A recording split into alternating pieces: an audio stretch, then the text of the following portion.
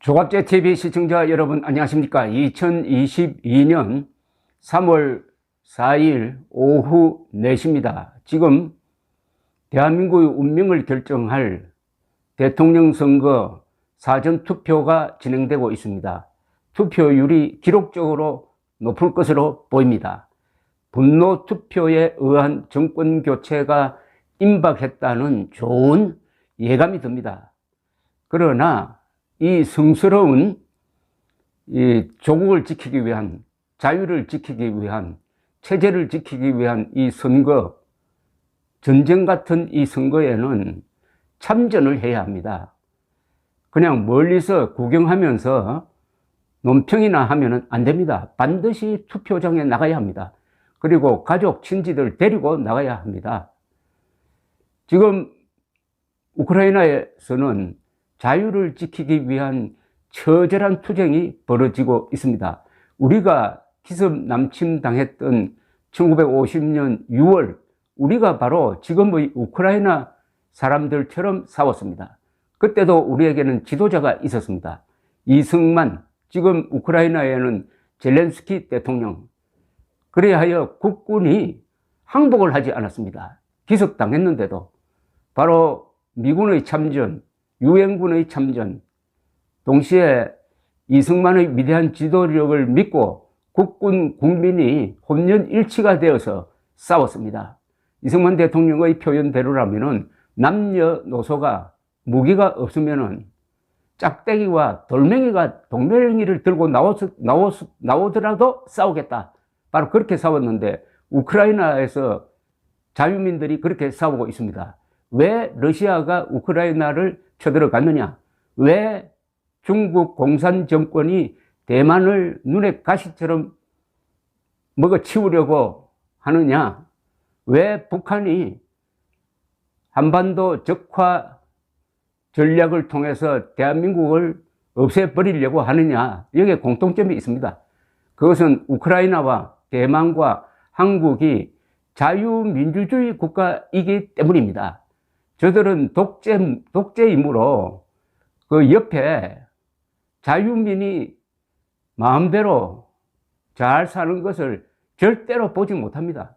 그것을 허용하는 한 자기들 독재 체제도 언젠가는 무너질 것이라고 생각하기 때문에 푸틴, 시진핑, 김정은이 똑같이 이런 침략 행동을 하는 것입니다. 그런데 지금 우크라이나 사태가 오늘날 대한민국의 대선에 큰 영향을 주었습니다. 즉 이재명이 본색을 드러내 가지고 자유투사 젤렌스키를 조롱하면서 반사적으로 푸틴의 침공을 변호하는 발언을 하니까 국민 여론이 바뀌고 있습니다. 이게 최근 한 일주일 사이에 이재명, 윤석열 지지율이 크게 벌어진 것과 깊은 연관이 있습니다. 그러니까 우크라이나 사태는 멀리 있는 사태가 아니고 우크라이나 사태가 바로 대한민국의 생존 그리고 자유민주주의 승리를 또한 뒷받침하고 있습니다. 얼마나 고마운 일입니까? 대한민국 국민들이 다 우크라이나 사람들입니다. 서울 시민들이 키예프 시민들입니다. 이런 뜻을 받들어 저도 조갑제 TV도 우크라이나 대사관에 소정의 성금을 보냈습니다. 지금 조선일보도 우크라이나 돕기 위한 운동을 펼치고 있습니다. 여러분들 여기 많이 참여해 주시기 바랍니다. 우리가 무기를 직접 보낼 수는 없지만은 돈을 보내면은 그게 바로 무기가 됩니다. 그게 바로 대포가 됩니다. 그게 바로 미사일이 됩니다. 그게 바로 총탄이 되는 것입니다. 우크라이나 돕는 것은 바로 우리를 돕는 겁니다. 왜냐? 우크라이나가 지금 대한민국의 자유민을 구체적으로 도와주고 있는 것입니다. 푸틴은 어차피 멸망의 길로 들어섰습니다. 벌써 국제형사재판소가 푸틴의 전쟁 범죄 행위에 대한 조사에 착수하겠다고 했습니다. 저자가 러시아 사람들에 의해서 타도되지 않으면은 언젠가는 시간이 걸리더라도 국제형사재판소에 세워서 단죄해야 합니다. 푸틴이 놓친 것은 자유민이 어수룩하게 보이지만은 자유가 위협당할 때 얼마나 용감하게 싸우는지 그걸 지금 몰랐던 그 대가를 치르고 있습니다. 김일성도 마찬가지입니다. 그때 우리가 기습남치 당했을 때 국군이 비록 후퇴는 했지만 항복은 하지 않았습니다. 자유를 맛본 국민들은 이렇게 강합니다. 그러나 우리가 북진을 하니까 인민군은 그냥 와해되어 버리고 말았습니다. 독재 군대는 강한 것 같지만 약합니다. 지금 우크라이나에서 압도적 무력을 자랑하는 러시아 군이 왜 저렇게 고전하고 있느냐?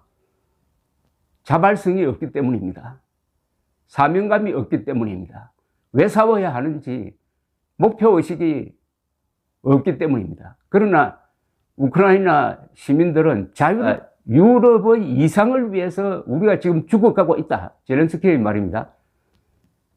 그러니까 전체 국민들이 그냥 화염병도 만들고 소총도 들고 나오고 몽둥이도 들고 나오고 해가지고 전체 국민들이 군인으로 변하고 있습니다. 절대로 러시아가 이길 수 없습니다. 이런 가운데서 러시아의 최고위급 장성, 지금까지 전사한 사람 중에서는 최고위급 장성, 러시아에서는 소장이라고 부르는데 완스타입니다. 이 사람이 저격수에 의해서 피살되었다는 소식이 전해왔습니다. 그러니까 우크라이나 침공이 시작된 이후 전사가 확인된 최고위급 장교입니다. AP통신에 따르면 러시아 중부군 사령부의 제41 연합군 부사령관 안드레이 스코베츠키 소장이 지난 2일 전사했다는 겁니다. 러시아 국방부에서 공식적으로 확인하지는 않지만은 그의 동료이자 러시아 참전용사 단체인 세르게이 치필요브는 자신의 소셜미디어를 통해서 우크라이나 영토에서 우리 친구 안드레이 스코베츠키 소장이 특별작전 중 사망했다는 비극적인 소식을 전하게 되어 매우 슬프다고 밝혔습니다. 영국 데일리 메일에 따르면 그는 우크라이나 저격수에 의해서 피살됐다고 합니다. 사망 당시 그는 러시아 군인들에게 연설 중이었다는 이야기도 나온다고 합니다. 그러나 구체적인 사망 장소와 시간은 알려지지 않았습니다. 장례식은 오는 토요일 러시아에서 열릴 예정인데 원래 47살인 스코베츠키는 우크라이나 전쟁이 시작한 이래 전사한 가장 높은 직위의 러시아군 장교인데 지금 하루에 400명씩 러시아군이 전사하고 있다는 통계도 있는데 일단 러시아 국방부는 500명이 죽었다고 했습니다. 그러나 서방 세계에서는 한 2,000명 이상 죽었다는 것으로 평가를 하고 있습니다. 이 사람은 이번에 피살되었다는 이 사람은 붉은 광장에서 모스크바입니다. 붉은 광장에서 열린 승리 프레이드에 2번 참가했으며 2번의 용기 훈장을 받았다고 합니다. 자, 이제 우크라이나는 절체절명의 위기에 접어들었습니다. 러시아군이 계속 정원군을 보내고 있습니다. 키예프를 우크라이나 대사관에서는 그것이 러시아식 발음이니까 키이우라고 불러달라고 합니다. 키이우, 키예프, 같은 지명인데 러시아식으로 부르지 말라는 거죠.